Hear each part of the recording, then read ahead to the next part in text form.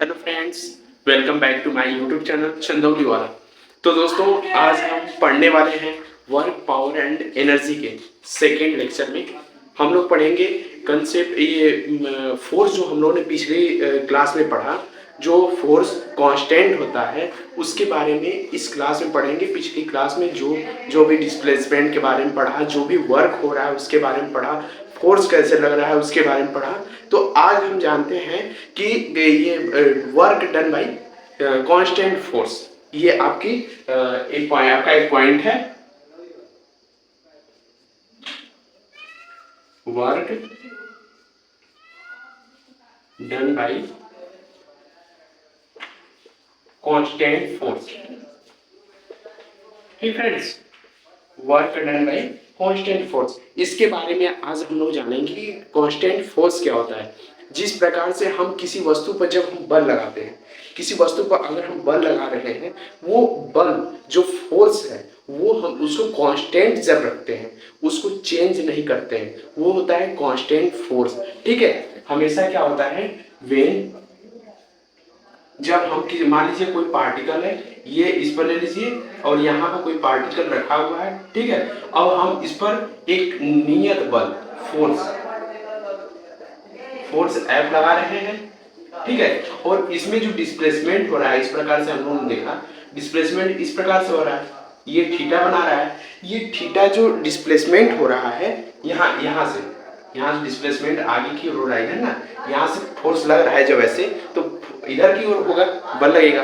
तो हम क्या होगा, डिस्प्लेसमेंट साइड उसके एकदम पैरेलल होगा। ठीक है, जो सरफेस होगा तो उसमें क्या होगा कि जिस प्रकार से हम ये देखते हैं कि जो फोर्स लगता है उसमें वर्क जो होता है, जो हम लोगों ने पीछे पढ़ा है, जो वर्क होता है वो लगभग 3 प्रकार का होता है। ठीक है, there are 3 type of the force. ठीक है, there are 3 type of the force. First होता है फोर्स, या ये फोर्स हो गया वर्क, हम वर्क पढ़ रहे हैं ना, वर्क। ठीक है, there are 3 type of the work, positive work और दूसरा होता है निगेटिव वर्क और थर्ड होता है जीरो वर्क। ठीक है, ये आपका ये तीनों होता है। तो हम देखते हैं कि ये पॉजिटिव, सबसे पहले हम देखते हैं पॉजिटिव वर्क क्या होता है। यहां से हम देखेंगे कि पहली हेडिंग आपकी है कि पॉजिटिव वर्क क्या होता है। ठीक है, जैसे जैसे हम बता रहे हैं आपको, आप लोग कॉपी पेन लेकर बैठ जाइए और लिखना स्टार्ट करिए। ठीक है, ये जो जो हम बता रहे हैं वो आपको जब ये वीडियो देखते देखते आप नोट्स बनाएंगे तो वो नोट्स अच्छा बनता है। जब उसके बाद बनाएंगे तो कुछ चीजें होती है जो भूल जाती है। ठीक है, तो हम देखते हैं पॉजिटिव वर्क। ठीक है, पॉजिटिव वर्क होता क्या है, जब हम किसी वस्तु को फोर्स लगा रहे हैं। ठीक है, ये सोर्स मान लीजिए, एग्जाम्पल के तौर पर इसे मान लीजिए। ठीक है, एग्जाम्पल के तौर पर इसे ले लीजिए, जब हम सरफेस ये है, सरफेस ए और ये बी है। ठीक है, सरफेस, अब यहां से जो फोर्स लग रहा है ऐसे, जो ये थीटा एंगल बन रहा है, तो हम लोगों ने क्या पढ़ा, वर्क क्या होता है, work equal to F D X, F D X cos theta होता है। ठीक है, W equal to F D X cos theta, ये हम लोगों ने देखा है। तो हमारा नीचे क्या होगा, पॉजिटिव एंगल जब वेन, ये केस बनता है, केस वन बनता है कि when theta equal to theta is less than, ठीक है, theta is less than 90, then the work is positive. ठीक है, केस ये लीजिए। और सेकेंड बनता है, सेकेंड वाला, ये पॉजिटिव एंगल जब भी हमारा ये थीटा ये 90 अंश से कम रहेगा, ये आपको ये याद रखना है। ठीक है, ये याद रखना है, मेन है ये, तो कि थीटा अगर 90 अंश से कम है तो हमारा क्या बनेगा, पॉजिटिव वर्क होगा, ठीक है। अगर वेन, ये दूसरा क्या है, निगेटिव वर्क, ठीक है, निगेटिव वर्क,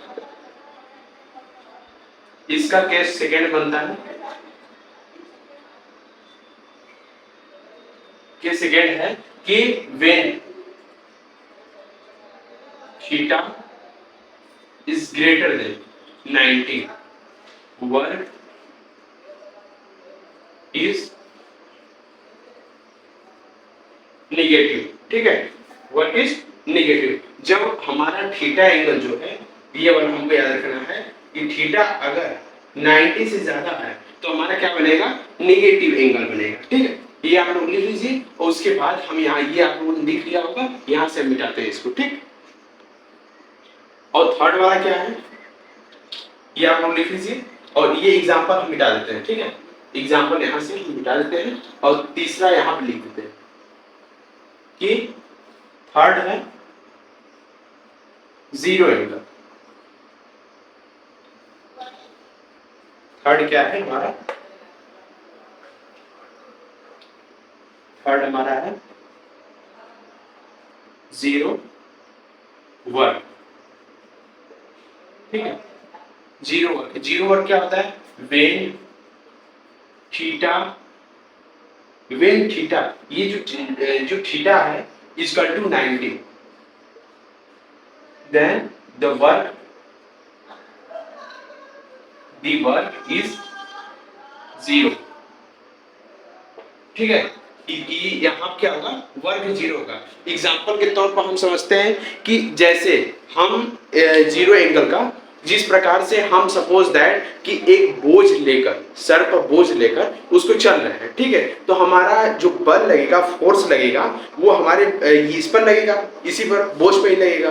तो हमारा क्या है, ये जो बोझ लिए हुए हैं, हम जो वस्तु लिए हुए सर पे, उसमें तो डिस्प्लेसमेंट नहीं हो रहा है।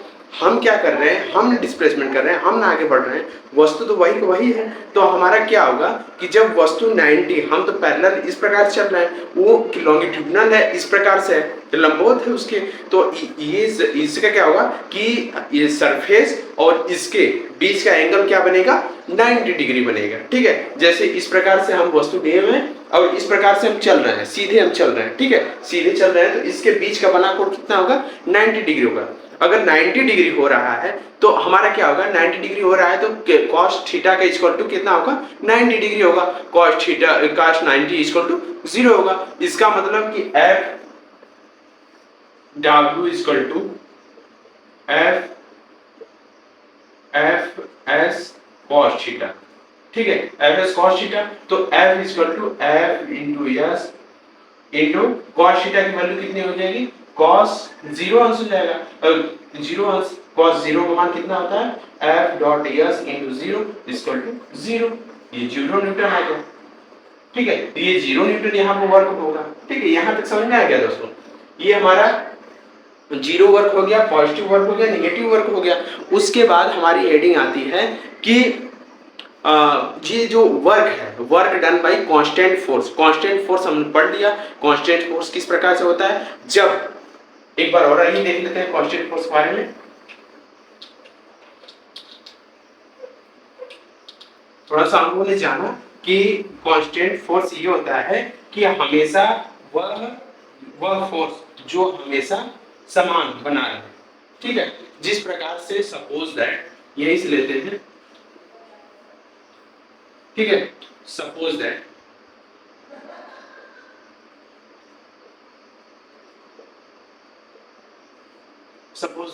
एक हम वस्तु लेते हैं, ठीक है, इस प्रकार से वस्तु लेते हैं कि इस प्रकार से वस्तु ले ली। सपोज दैट कि एक आदमी, ठीक, एक आदमी है, ठीक, एक आदमी है यहाँ पे। अब ये क्या है कि वस्तु को लेकर, वस्तु अपने हाथ में लिया हुआ है, ठीक, अपने हाथ में लिया हुआ है, अब लेकर इस प्रकार से आगे बढ़ रहा है, ठीक है। और यहाँ पे वस्तु एक, सपोज दैट मान लीजिए वस्तु इस प्रकार से है कि ये ऐसे है और वस्तु नीचे तक है, ठीक, इसमें क्या है, चक्का लगा हुआ है ऐसे, और ये क्या है, इसको धकेलते हुए इस प्रकार से धकेल रहा है कि इसका फोर्स जो है, फोर्स इज कांस्टेंट, ठीक है। ये हम इसका फोर्स क्या है, हमेशा कांस्टेंट बना है, तो इस प्रकार से जाएगा, फोर्स हमेशा कांस्टेंट रहेगा इसका, ये चेंज नहीं होगा, चेंज नहीं होगा तो ये सीधा आगे ऐसे बढ़ता जाएगा, तो इसका वर्क क्या होगा, W equal to F into S into cos theta हो जाएगा, यही होगा, यही होगा ना। जैसे इस प्रकार से W into F into cos theta. अगर सपोज दैट ये आपका अगर एंगल में दे दिया इस प्रकार से कि 3D में दे दिया आई की वैल्यू, जिस प्रकार से अगर मान लीजिए इस पर क्वेश्चन बनता है,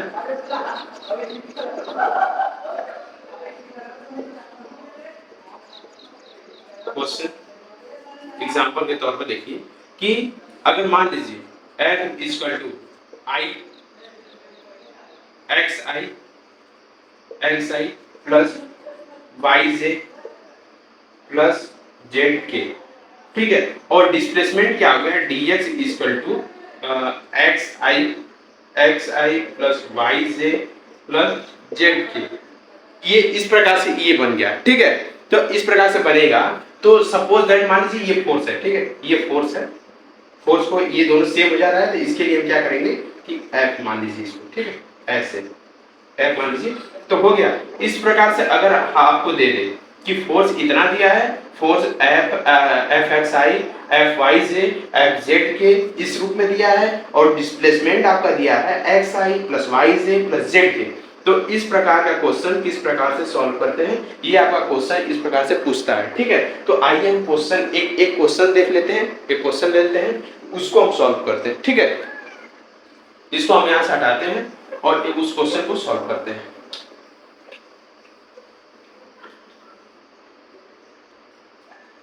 सपोज दैट, क्वेश्चन पहला लिखिएगा, a particle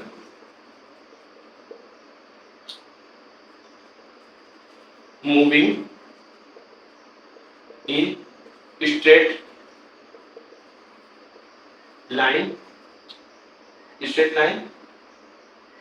A, point A to B, point क्या है, point A to B, point A to B, point A equal to suppose that मान लीजिए 3i minus 7j plus 5k, ठीक है, ये दिया हुआ है, i से क्या हो गया, और 2 point b equal to suppose that मान लीजिए दिया है 5i, ठीक है, 5i plus 7j plus 3k, ये आपका दिया है, ठीक है, ये आपका दिया है b का पॉइंट, ठीक, यहां तक हो गया। अब ये दिया है कि जब इस पर फोर्स एक फोर्स और लग रहा है, ठीक है, मान लीजिए one of the force acting of F equal to 8i plus 2j plus 3k, suppose that मान लीजिए, तो अगर इसमें F दे दिया और A की वैल्यू दे दिया, A और B की वैल्यू दे दिया, अगर हमसे अब इसके बाद क्या पूछ रहा है, find the work done bye, अब इसके बाद पूछेगा find the work done bye, ठीक है, वर्क पूछा है कि वर्क क्या होगा, और ए की पॉइंट दिया है, सपोज दैट कि यहां से यहां तक वस्तु जा रही है, ये ए का पॉइंट है, ये बी का पॉइंट है, ये वस्तु यहां पर है, ठीक है, और ये वस्तु यहां से इस प्रकार से ऐसे होते हुए, इस प्रकार से होते हुए यहां तक आ रही है, ठीक है, ये इस प्रकार से जा रही है, इस प्रकार से जा रही है, सपोज दैट मान लीजिए वस्तु यहां पर है, ठीक है, इसका पॉइंट क्या है, ए का पॉइंट दिया हुआ है, ए इक्वल टू इतना है, और बी इक्वल टू कितना दिया है, ये दिया है, ठीक है, बी इक्वल टू इतना है, ए इक्वल टू इतना, अगर इसके बीच की दूरी हमको मान लीजिए कि dx है, ठीक है, इसको निकालना है, x है, मान लीजिए इसकी दूरी x है, तो इसके बीच की दूरी a और b के बीच की दूरी निकालना होगा, a और b के बीच की दूरी, तो हम क्या करेंगे, तो b माइनस a कर देंगे, b माइनस a करेंगे तो हमारा x निकल कर आ जाएगा, b माइनस x निकल कर आ जाएगा। तो हम क्या करेंगे, ये 5j है, 5i है, 5i है, प्लस 7j है, प्लस 3k है। तो हम क्या करेंगे, इसको इसमें से घटा देंगे, ठीक है। तो हमारा क्या होगा कि 5i plus 7j plus 3k हो जाएगा और minus 3i minus 7j plus 5k हो जाएगा। ये हम लोगों ने पढ़ा है कि अगर इस प्रकार से अगर माइनस करना होगा, ठीक है, माइनस करना होगा तो हम क्या करते हैं, जो ये वैल्यू दिया गया है, मैग्नीट्यूड इसका दिया गया है, इसको हम क्या करेंगे, इसको घटा देंगे, ठीक है। 5 माइनस 3 हो जाएगा, 5 minus 3i plus 7 plus 7 plus 7j हो जाएगा, प्लस ये बीच माइनस है ना, यहाँ माइनस रहेगा तो माइनस है, ये माइनस प्लस हो जाएगा। और देखिए 3 है तो यहाँ पर 3 माइनस 5 हो जाएगा, के इक्वल टू हो जाएगा 5 में से 3 गया 2i प्लस 7 से कितना होगा 14 से प्लस इसमें से क्या होगा, ये माइनस बचेगा, ठीक है। यहाँ पर हल करेंगे तो माइनस 2k, हमारा b माइनस a, यानी b और a के बीच की दूरी जो x है वो हमारी आ गई, ठीक है। b और a के बीच की दूरी जो x है वो हमारी आ गई, x इक्वल टू कितना आ गया, ठीक है। अब यहाँ हम देखते हैं कि अब यहाँ फोर्स दिया हुआ है हमारा, हम लोगों ने फार्मूला ये पढ़ा है कि W equal to F S cos theta, यही हम लोगों ने पढ़ा है ना। तो कॉस थीटा की वैल्यू नहीं, या थीटा यहाँ पर नहीं लगेगा क्योंकि ये सीधी रेखा में जा रही है, बल क्या रहेगा, सीधी रेखा में जा रहा है। तो हमारा क्या लगेगा, एफ एस, जो एफ जो बल लग रहा है वो, और डिस्प्लेसमेंट जो हो रहा है वो, ठीक है। तो W इक्वल टू एफ कितना दिया है, 8i प्लस 2j प्लस 3, ठीक है, 8i प्लस 2j प्लस 3 के दिया हुआ है। तो हमारा क्या होगा, 8i plus 2j plus 3k, ये ब्रैकेट में हो गया। और दूसरे ब्रैकेट में क्या हो गया, मल्टीप्लाई करना है तो 2i plus 14j minus 2k, ठीक है, हमारा ये हो जाएगा। तो हमारा वर्क डन कितना होगा, W इक्वल टू 8 में इसका मल्टीप्लाई करेंगे कितना आएगा, 16 आएगा, 16 प्लस 14 में 2 का मल्टीप्लाई करेंगे 28 आएगा, 28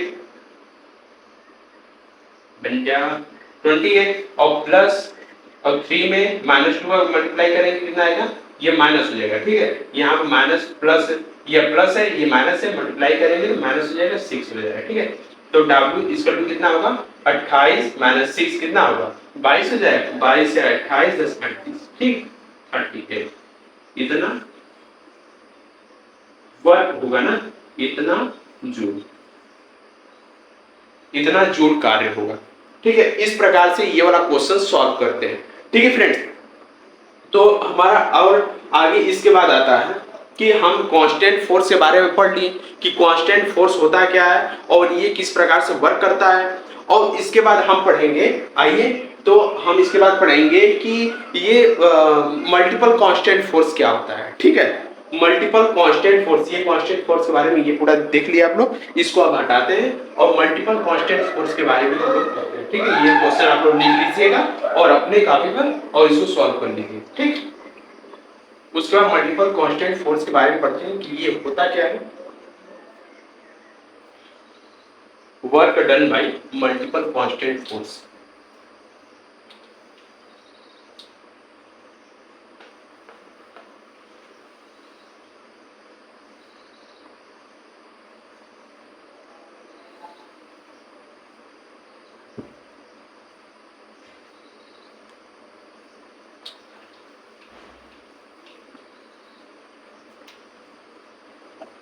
work done by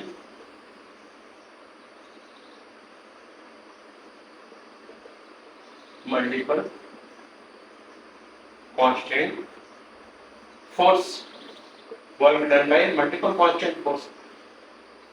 इसमें क्या होता है कि जब हम छोटी छोटी वस्तुओं जब वर्क लगाते हैं, जैसे कि मल्टीपल, जैसे कि हम बल लगा रहे हैं किसी वस्तु पर, ठीक है। हम मान लीजिए कि इसको यहाँ से यहाँ तक ले आने में, ये सरफेस पर है, यहाँ से इसको यहाँ से बल लगा रहे हैं, फोर्स F लगा रहे हैं, ये कोई वस्तु है, A से बी तक यहाँ पर हमको ले आना है। यहाँ पर देखिए, मान लीजिए कि 5 न्यूटन का बल यहाँ पर हम लगाए, फिर इससे बढ़ाकर 6 न्यूटन का बल यहाँ पर लगा दिए, ठीक है, और यहाँ से थोड़ा सा और बढ़ाकर 7 न्यूटन का बल लगा दिए, और यहाँ से थोड़ा सा और बढ़ाकर यहाँ लाने के लिए ये क्या किए, 8 न्यूटन का फोर्स लगा दिए, ठीक है।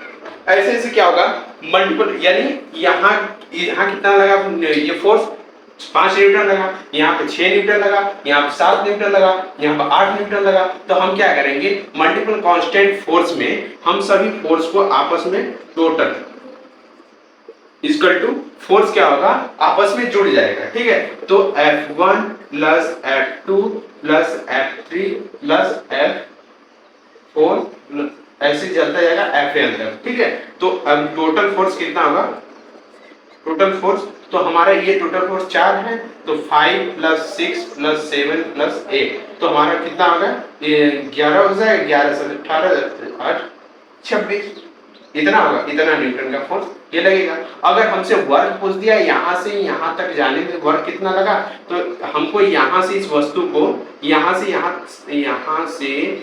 ए से बी सी डी और ये मान लीजिए ई, ठीक है, ए से बी ले जाने में कितना डिस्प्लेसमेंट, मान लीजिए कि x1 है, ठीक है, यहाँ से यहाँ तक x2 है, x3 है और x4 है। यहाँ से यहाँ तक ले जाने में डिस्प्लेसमेंट क्या हुआ, x1 हुआ, यहाँ से यहाँ तक ले जाने में x2 हुआ, यहाँ से यहाँ तक लाने में x3 हुआ, यहाँ से यहाँ तक लाने में x4 हुआ, ठीक है। तो हमारा क्या होगा कि हमारा जो वर्क हुआ, वर्क, तो हमारा वर्क में फार्मूला क्या हम लोग पढ़े, तो W equal to F into S cos theta हम लोगों ने पढ़ा है, यही पढ़ा है ना। तो हम क्या करेंगे, तो W equal to F into F1 into x1, ठीक है, F1 into F1 dot x1 और plus F2 dot x2 plus F3 dot x3, ऐसे ऐसे रहेगा F n डॉट xn। हमारा ये क्या हो गया, ये आपका वर्क हो गया, मल्टीपल वर्क हो गया, ये इस पर जो मल्टीपल वर्क हो रहा है ये वर्क हो गया, ठीक है। इसको एक इंटीग्रेशन के द्वारा भी निकाल सकते हैं। सपोज दैट मान लीजिए कि यहाँ से यहाँ तक, यहाँ से x1 है, x1 से लेकर x2 तक जा रहा है, सपोज दैट इसको हटा दीजिए, ठीक है, ये छोटे छोटे पार्ट को हटा दीजिए और x1 से x2 तक निकालना है, ठीक है। तो ये क्या है कि ये फोर्स लग रहा है, तो हमारा फोर्स जो वर्क होगा, वर्क यहाँ से यहाँ तक कितना होगा, अगर हम इसको इस प्रकार से ज्वाइंट करके निकाल सकते हैं और समाकलन के द्वारा भी, इंटीग्रेशन के द्वारा भी निकाल सकते हैं। इंटीग्रेशन के द्वारा देखिए किस प्रकार से होगा कि अगर मान लीजिए कि हम W equal to F into S करते हैं ना, F डॉट एस, और तो इसको हल करेंगे तो F dot x cos theta आएगा, ठीक है, कॉस थीटा, ठीक। तो हम क्या करेंगे, इक्वल टू ये क्या है, यहाँ से यहाँ तक जाने में x2 है और ये x1 है, इसको वस्तु के यहाँ से यहाँ तक जाने में x1 से x2 दूरी तय करनी पड़ रही है और यह फोर्स लग रहा है, ठीक है। तो हमारा ये लिमिट कितना होगा, x1 से x2 हो गया, और ये कितना फोर्स लग रहा है, सारा यहाँ से यहाँ तक ले जाने में हमारा मल्टीपल फोर्स कितना लग रहा है। मल्टीपल फोर्स को देखेंगे तो यहाँ पर W dx हो जाएगा, ठीक है, W dx होगा। तो यहाँ से हम इस प्रकार से सॉल्व कर सकते हैं, ये मल्टीपल कांस्टेंट फोर्स का ये फार्मूला इस प्रकार से हो गया, ठीक है। इस प्रकार से हम इसको सॉल्व करेंगे। यहाँ पर हम इसको W dx लिख सकते हैं। अब इसको यहाँ से तोड़ेंगे तो W इक्वल कितना होता है, यहाँ पे इक्वल टू यहाँ से x1 से x2 तक जाएगा और F डॉट x ये होगा dx होगा, ठीक है। तो दोस्तों इसमें हम जानते हैं कि सपोज दैट मान लीजिए कि ये दिया हुआ है यहाँ पर डिस्प्लेसमेंट आपका 0 to 0 1 to 1 दिया है along the path x equal to y, तो हमारा पॉइंट दिया हुआ है, point equal to 0 to 0 and 1 to 1, ठीक है। और यहाँ फोर्स आपका दिया हुआ है एक्स स्क्वायर से प्लस आई स्क्वायर वाई। तो हम लोगों ने फार्मूला पढ़ा है, formula work equal to F into S होता है, एफ फोर्स होता है, एस डिस्प्लेसमेंट होता है। इस फार्मूले को यहाँ लिखते हैं, ठीक है। तो W equal to F dot S होगा, एफ डॉट एस यहाँ पर F dot S cos theta हो जाएगा, और यहाँ पे क्या दिया है, डिस्प्लेसमेंट ऑफ फोर्स इतना दिया है और डिस्प्लेसमेंट कितना हो रहा है आपका, फोर्स के अकॉर्डिंग ही डिस्प्लेसमेंट हो रहा है, ठीक है। तो W equal to F into X square जो दिया है, ठीक है, ये X square J plus I Y, ठीक है। तो हमारा डिस्प्लेसमेंट क्या हो रहा है कि X I D X plus Y Y J D, ठीक है। ये हो रहा है डिस्प्लेसमेंट आपका। y इक्वल टू f कितना दिया, f हो गया, और ये कितना दिया है, फोर्स y पर path x equal to y, x और y दोनों इक्वल है, ठीक है। x और y दोनों क्या है, इक्वल है। तो हम ये लिख सकते हैं यहाँ पर x dx हो जाएगा, x dx plus x dy, ठीक है, x dy equal to x dx, ठीक है। तो हमारा x ds यहाँ पे हो गया प्लस y dy यहाँ पे हो गया, ठीक है। x इक्वल टू y है तो हम ये लिख सकते हैं w equal to f dot x का मान कितना दिया, x का मान y के बराबर ही है, तो हम x dx का यही पर फार्मूला रख के निकाल सकते हैं ना। यही पर हम इसको क्या करेंगे कि हमारा वैल्यू क्या दिया है, यहाँ पर x स्क्वायर दिया है और i y का वैल्यू क्या दिया है, यहाँ पर x स्क्वायर दिया है, y की वैल्यू y दिया है, ठीक है, y की वैल्यू यहाँ पर y दिया है, ठीक।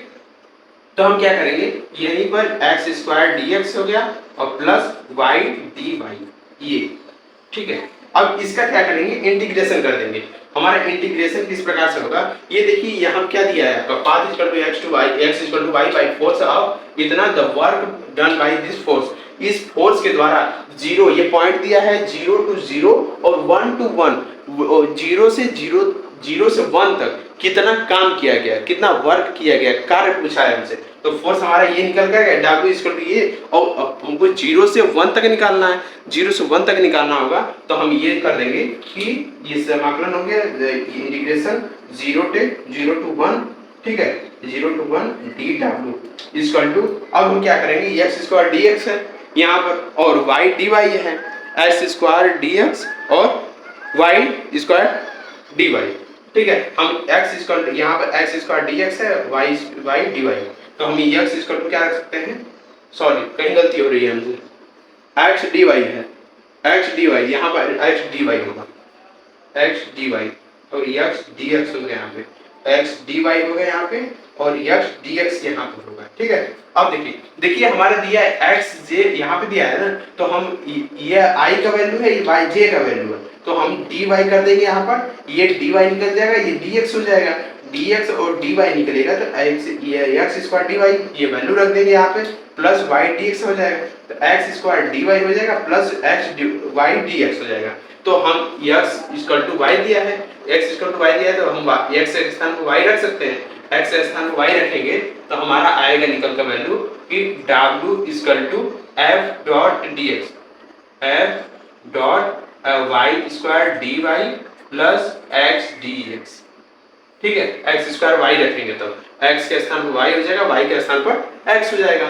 तो हमारा ये क्या निकल कर आएगा, देखिए 0 to 1 dw हो गया और हमारा निकल कर आएगा यहाँ पर 0 to 1 0, पहले क्या दिया है 0 to 1 फिर 0 to 1, ठीक है, 0 to 1 y square dy plus 0 to 1 x dx, ठीक है, ये आपका दिया हुआ।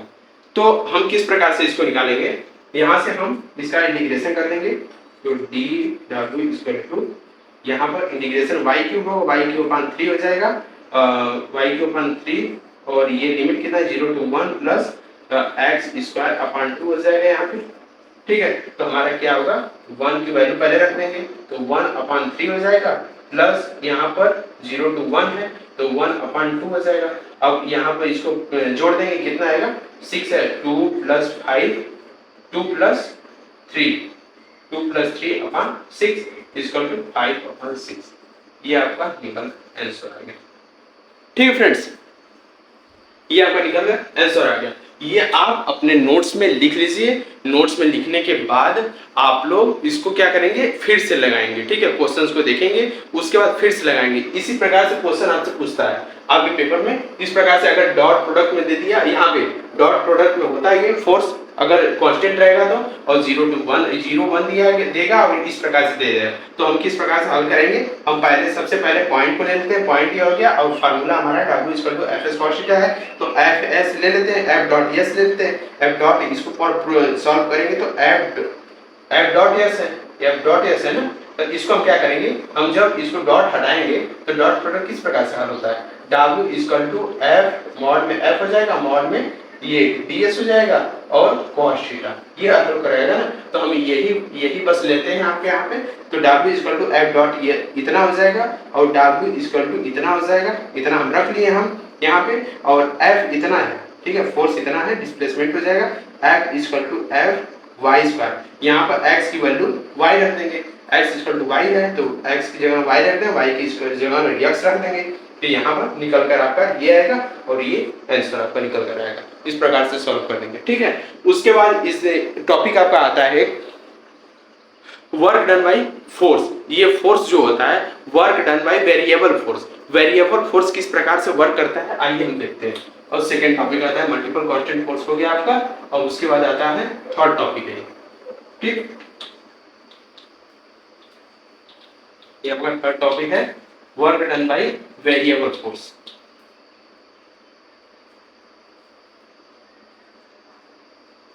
Work done bye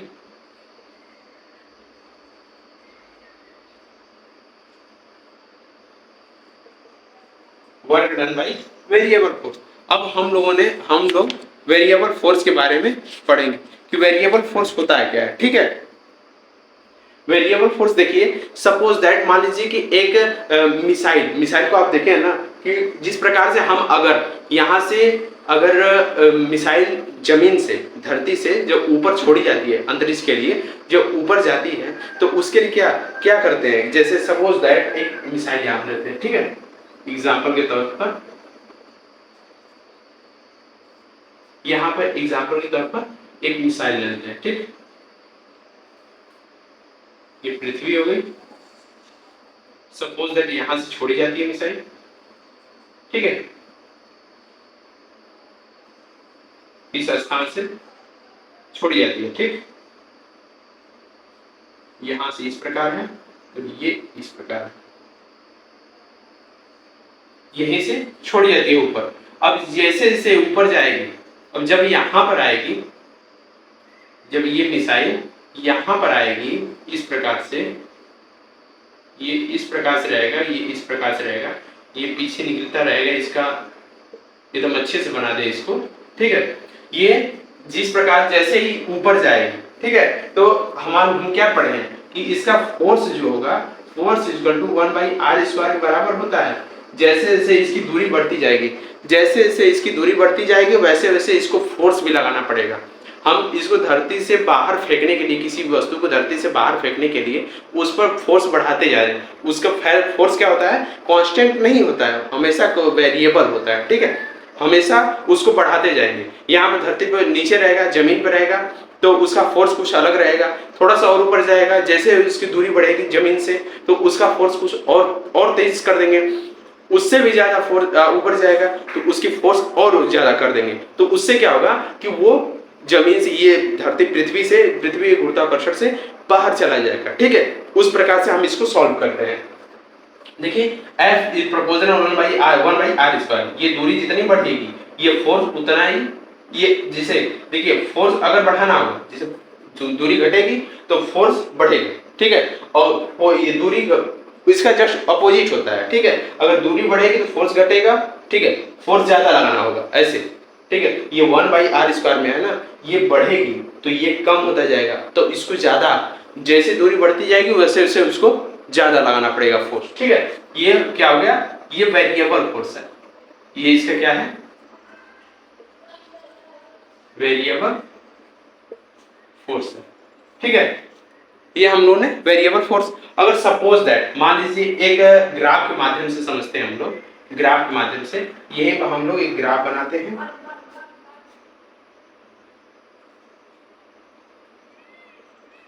by graph, ठीक है।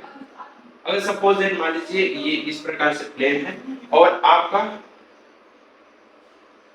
इस प्रकार से ये बढ़ रहा है, ठीक है। और यहां से ये पार्ट पार्ट में ये डिवाइड है आपका, ये जो फोर्स लग रहा है ये पार्ट पार्ट में डिवाइड है, कभी घट रहा है कभी बढ़ रहा है, कभी घट रहा है कभी बढ़ रहा है, यहां से यहां तक आया, ठीक है।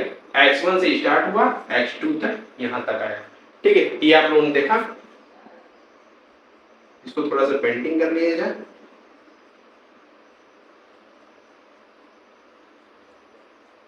ठीक है। इस प्रकार से हम लोग इसको देखते हैं, ये क्या हो गया dx हो गया, dx हो गया, ये dx हो गया, ये dx हो गया, ठीक है। छोटा छोटा पार्ट है, ये यहाँ से x1 से स्टार्ट हुआ, ये 0 है, ये y अक्ष है आपका, ये x अक्ष है, यहाँ से स्टार्ट हुआ यहाँ तक जाएगा, ये फोर्स जो है ये फोर्स हो गया ऊपर, और नीचे क्या हो गया डिस्प्लेसमेंट हो गया, ये फोर्स हो गया ऊपर, नीचे आपका डिस्प्लेसमेंट हो गया। ये जैसे जैसे आपका देखिए पहले बढ़ रहा है, फिर ऐसे घट रहा है, फिर बढ़ रहा है, तो हम क्या करेंगे, इसका अगर वेरिएबल निकालना होगा, इसका वेरिएबल फोर्स अगर निकालना होगा तो देखिए क्या करेंगे, सबसे छोटा छोटा पार्ट है तो हम निकाल लेंगे F1 F2 F1 X1 F2 X2 F3 F3 X3 F4 X4, इस प्रकार से करते करते XN FN, ठीक है। तो हम देखिए क्या करते हैं कि टोटल फोर्स निकालना होगा, टोटल फोर्स, तो हम क्या करेंगे, हम पीछे भी पढ़े हैं, टोटल फोर्स निकालने के लिए क्या करते हैं कि टोटल वर्क निकालने के लिए कि इसमें यहाँ x1 से x2 तक जाने में कितना कार्य हुआ, तो हम क्या करेंगे कि यहाँ पर समाकलन ले लेंगे, x1 से x2 तक जा रहा है, ठीक है, x1 से x2 तक जा रहा है, और ये फोर्स कितना लग रहा है कि F.dx, ये आपका फोर्स लग रहा है। तो धीरे धीरे जैसे जैसे फोर्स बढ़ता जाएगा वैसे वैसे ये भी बढ़ता जाएगा, ठीक है, F.dx भी बढ़ता जाएगा। डिस्प्लेसमेंट, ये फोर्स क्या है कि डिस्प्लेसमेंट जो होता है ये थीटा के रिस्पेक्ट में होता है, ठीक है, और इसको जब ये बढ़ता जाएगा ये वेक्टर में होगा, ठीक है, ये वेक्टर में, तो यही फार्मूला होता है। अगर ये पार्ट पार्ट में दिया हुआ है आपका फोर्स जो है ये पार्ट पार्ट में दिया गया है, इसको अगर पूछ दिया कि ये टोटल वर्क कितना किस प्रकार से निकलेगा, तो हम टोटल वर्क इस प्रकार से निकालते हैं, ठीक है, पार्ट पार्ट में करके हम इसको x1 निकालेंगे, x2 निकालेंगे, x3 निकालेंगे, x4 निकालेंगे, इस प्रकार से करके, और हम इस फार्मूले की सहायता से by this formula, ठीक है, इसके द्वारा हम इसको निकाल सकते हैं, ठीक है मेरे फ्रेंड्स। ये ग्राफ के माध्यम से भी समझ लिए हम किस प्रकार से ये वर्क करता है, और कांस्टेंट किस प्रकार से है कि वह हमेशा चेंज, कांस्टेंट होता है, हमेशा चेंज नहीं होता, वेरिएबल है, वेरिएबल हमेशा ये जो हमेशा चेंज होता रहता है, उसका फोर्स है हमेशा चेंज होता रहेगा। लेकिन एक बात और ध्यान देने योग्य है कि यहां पर हम ये देखते हैं कि एक्सेलरेशन इसका constant, acceleration is always constant, acceleration हमेशा इसका कांस्टेंट रहेगा, ये इंपॉर्टेंट है, ये आप लोग लिख लीजिएगा, ये आप लोग लिख लीजिएगा, ठीक है।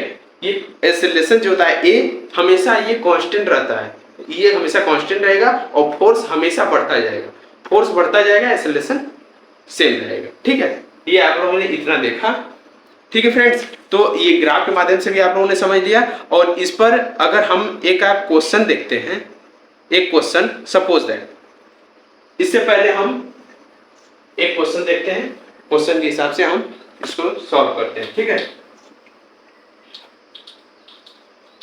एक नॉर्मली से छोटा सा क्वेश्चन लेते हैं यहां से, कि मान लीजिए कि ये आपका ग्राफ है, ग्राफ के माध्यम से दे दिया, अगर इस प्रकार से ऐसे दे दिया, फिर उस पर ऐसे दे दिया, अगर आपसे पूछ दिया ये 10 है, 5 हो गया, ये 10, यहाँ पर 0, यहाँ पर 5, यहाँ पर 10, ठीक है, यही तक मान लीजिए, ठीक है, ये इस प्रकार से हो गया, ये यहाँ से इस प्रकार से हो गया, ये इस प्रकार से यहाँ तक हो गया, ये इस प्रकार से यहाँ तक, ये 1 हो गया, ये 2 हो गया, या 3 हो गया। अगर ग्राफ दे दिए या ये क्या है 15, ठीक है 15। अगर हमसे पूछ दिया कि यहाँ से यहाँ तक चलने में जो फोर्स लग रहा है, ये फोर्स हो गया, ठीक है, ये फोर्स हो गया, यहाँ पे फोर्स जो लग रहा है ये फोर्स है, ये फोर्स हो गया, ये डिस्प्लेसमेंट, ये फोर्स हो गया, ये डिस्प्लेसमेंट हो गया। अगर हमसे पूछ दिया, ये क्वेश्चन है, ठीक है, देख लीजिएगा आप लोग। अगर हमसे पूछ दिया कि यहां से 1 से 3 तक जाने में इसका डिस्प्लेसमेंट क्या हुआ, ठीक है, ये 4 हो गया, यहां से यहां तक जाने में इसका डिस्प्लेसमेंट क्या हुआ और इसमें कितना कार्य हुआ, फाइंड दी वर्क, ठीक है, वर्क फाइंड करना। तो हम ये क्या देखते हैं कि अगर ये एरिया को निकाल दें, ये वाला जो एरिया है, ये वाला एरिया, ये वाला जो एरिया बनता है, ये क्या बनता है, एक आयत की तरह बनता है, एक आयत की तरह या एक वर्ग की तरह, और ये क्या बनता है, ट्रिपीजन बनता है, ठीक है, और ये क्या बनता है, एक त्रिभुज बनता है। और यहां से इसको अगर हम लेते हैं तो ये ऐसे, ठीक है, ये भी एक ट्रायंगल बनता है, ये एक बनता है, ठीक है। यहां से इसको नीचे नहीं लेंगे, यहां से इसको हटाते हैं, फिर यहां से एक त्रिभुज बनाते हैं, ठीक है, ये वाला एक त्रिभुज बन गया। अब हम देखते हैं इसको फार्मूला वर्क एरिया। अब एरिया निकालना है तो हम क्या करेंगे कि आयत है, हमेशा ये देखते हैं कि ये वाला ये वाला ये वाला ये वाला, ठीक है, ये क्या है आयत हो गया एक। तो हम इसमें क्या करते हैं, ये 10 पॉइंट तक है ना, यहां से यहां तक 10 पॉइंट है, ये वाला कितना है 1 है, तो हम क्या करेंगे कि 10 into 1, ठीक है। अब प्लस ये छोटा छोटा पार्ट जो है इसको जोड़ देंगे, जोड़कर हम जितना आएगा वही वर्क होगा, ठीक है। और ये ट्रिपीजम में देखिए ये क्या होगा 1/2, ये फार्मूला होता है ना 1/2, और ये लेंथ, ये जो ये हाइट है, इसकी हाइट, और ये वाली कितनी हो गई 1 हो गई, और ये वाली कितनी है 15 है, ठीक है, ये वाली 15 है और ये वाली 10 है, और ये वाली कितनी है 1 है, ठीक है।